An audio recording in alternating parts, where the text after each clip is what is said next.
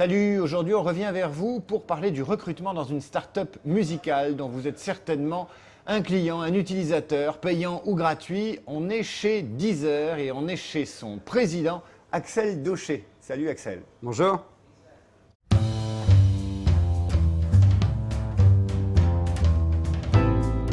revient vers vous. On revient vers vous. On revient vers vous. On On revient vers revient vers vous.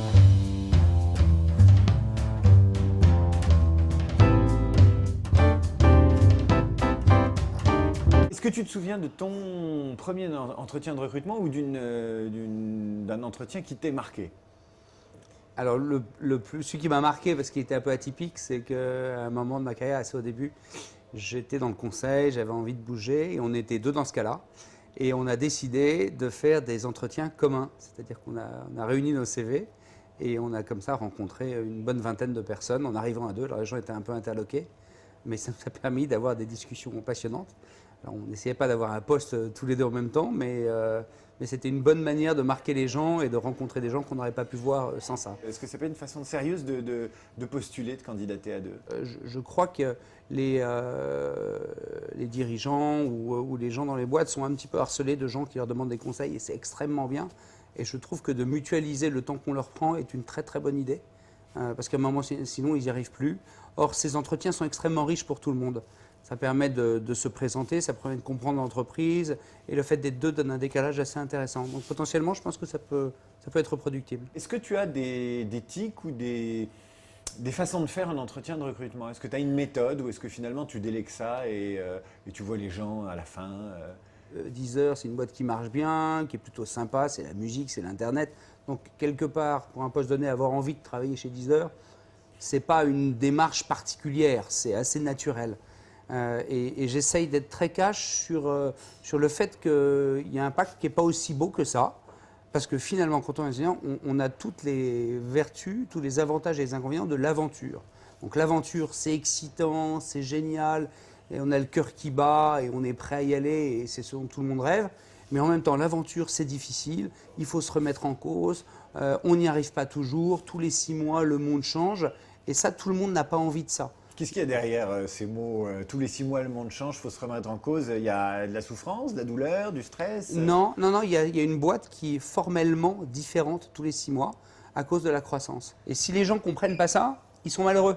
Enfin, il y en a qui sont faits pour ça, et donc ils adorent ça, mais ceux qui ne sont pas faits pour ça, il faut leur dire très tôt. Donc ça, c'est très spécifique à Deezer, et j'insiste beaucoup sur ce pacte aventureux. La deuxième chose que j'aime bien faire, c'est faire parler le candidat le plus possible.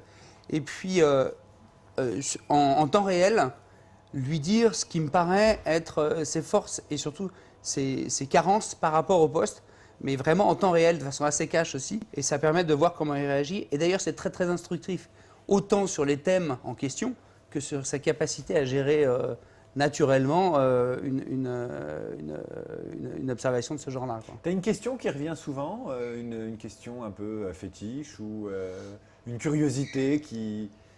Oui, je dis souvent, après que la personne m'ait raconté son trajet, son profil, je dis souvent, alors, Deezer n'existe pas, mais n'existe pas du tout.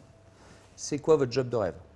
Voilà. Et donc du coup, j'essaye de vraiment faire ressortir tout ce qui est fibre. Alors, il y a toujours les quelques poncifs qui sortent au départ, mais ça permet de bien voir un petit peu ce qui fait fonctionner la personne, son rêve et les concessions par rapport à son rêve qu'elle pourrait faire si elle devait venir chez Deezer, de façon à pouvoir les évaluer dans un deuxième temps. Quel est le détail qui tue chez toi pour une candidature chez Deezer, mais qui tue avec toi en fait? Moi, je pense c'est de rester dans une relation formelle. Je pense que le moment de l'entretien de recrutement, c'est un moment où après on va partager une grosse partie de sa vie. La vie du candidat va peut-être être mélangée à celle de l'entreprise. Donc pour lui, c'est un engagement extrêmement fort. Pour moi, c'est toujours une prise de risque parce que ça veut dire qu'une partie, si ça ne marche pas, pour une entreprise, un candidat, enfin un recrutement raté, c'est vraiment très très très problématique. Et donc il y a besoin absolument de trouver un échange qui soit pas authentique, tout le monde joue son rôle, mais en tout cas qui soit non bloqué par des codes formels. Quelles sont les procédures de recrutement? Est-ce qu'on peut faire venir un copain et dire bah, tiens, tente ta chance, j'ai envie de vous présenter un Mais tel, ça ferait un bon c'est candidat? même le scénario idéal en fait. Ouais. On a mis en place une prime pour que les employés puissent, s'ils arrivent à nous trouver des candidats pour l'entreprise. Ah, bien sûr, il faut que ça soit un candidat qui soit accepté et évalué par le manager et non pas par l'apporteur d'affaires, Ouais. je dirais, mais il faut faire comme ça. Et en fait, ça marche très bien. Parce que quand on est dans une boîte, on ne présente pas son copain parce qu'on le connaît bien. On fait gaffe de présenter des gens bien parce que c'est important. Ouais. Donc les meilleurs candidats, ils viennent comme ça. Et dans ce cas-là, celui qui a apporté le candidat a une prime, je crois, de 500 €. En ce moment, le chômage sévit, il est de plus en plus important. Quel conseil tu donnerais aux gens qui vont regarder la vidéo sur le site de Cadre Emploi ou de Figaro.fr, qui cherchent du boulot depuis 6-7 mois, qui ont 24, 25, 26 ans et qui galèrent? Quel conseil on peut leur donner? Moi, j'ai un conseil très pragmatique. C'est que quand on se regarde devant sa glace, on a toujours les postes de rêve, les postes bof mais sympas, et puis les postes, vraiment celui-là, je ne suis pas sûr d'en avoir envie.